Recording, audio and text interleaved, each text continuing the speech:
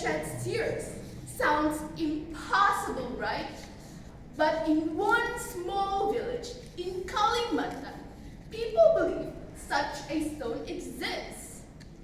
And this is how it all begins. Long time ago, on a hill in West Kalimantan, Indonesia, lived a poor widow and her only daughter.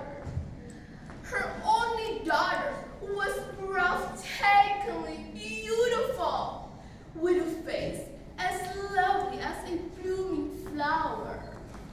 However, her beauty was only matched with her lazy and spoiled nature.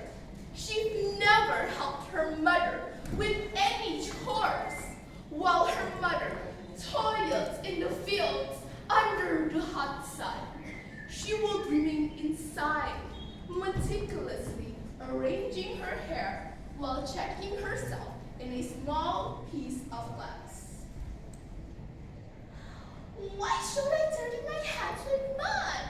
These hands are meant for beautiful things, not for washing clothes or working in the fields. She would scoff. Finally, one morning, her mother sighed and said to her, "Come with me to the market. We need to buy rice and oil." The girl wrinkled her nose. "The market is dirty and it's hot. Can't you go by yourself?" "You will come with me." The girl coughed and stroked a lock of hair. "Fine, but I'm not carrying heavy things with me."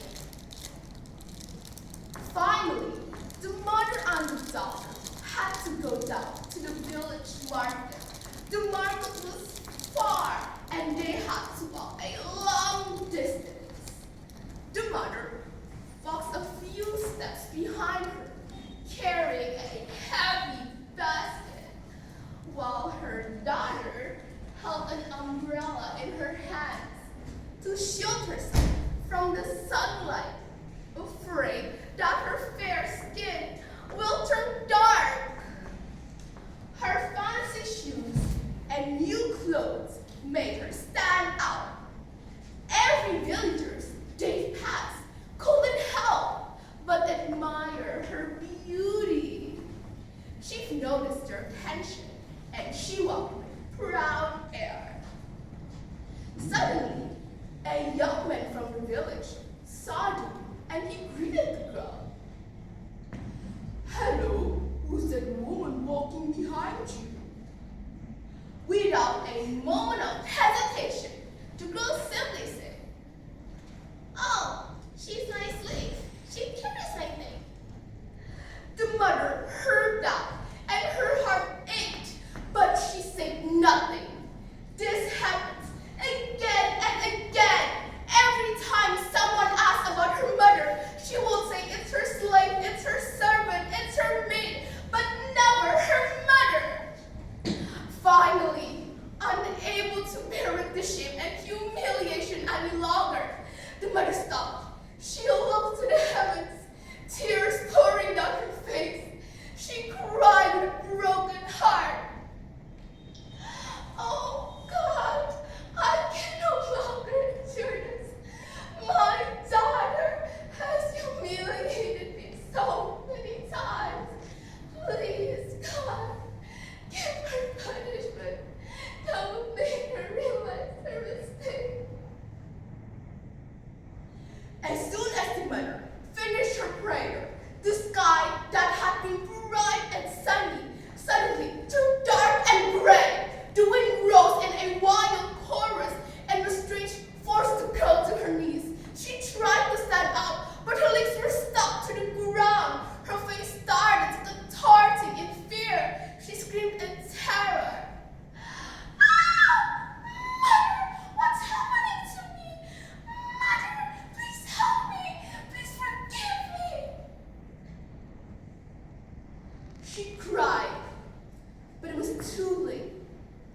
The transformation continued, creeping up her entire body. Her legs, her body, her arms, all were turning into solid rocks. She begged for forgiveness, but her mother could only watch with a mixture of sadness and regret. As her face hardened into rock, her tears continued to flow. From that day on, the stone stood on the hill, facing the village. The villagers call it Batu Menangis, or the crying stone, a constant reminder to honor our parents. It reminds us that every action has consequence, and being ashamed of our parents is a sign of arrogance and ungratefulness. Therefore, we should always treat our parents with gratitude and respect for their sacrifice they've done for us. Thank you.